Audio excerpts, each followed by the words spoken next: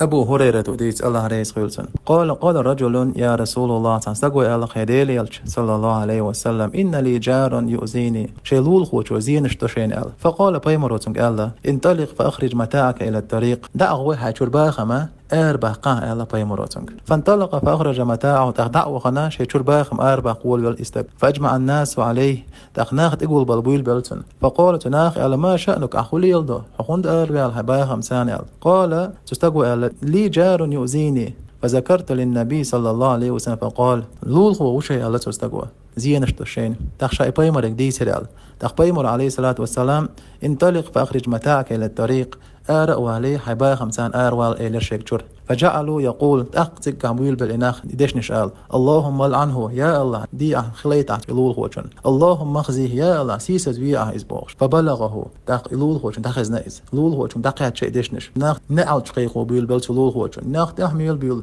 سيسز لوق يخ بيل بل سلول خوشن إيشين دعم قياتشنا فأتاه فقال يلول خوشن تيبان آل شيء زينش تشخل ولول خوشو ارجع إلى منزلك ولون حيتشوه فوالله الجاوي نسوه لا أذيك قد شاعون زيد يرداس هنا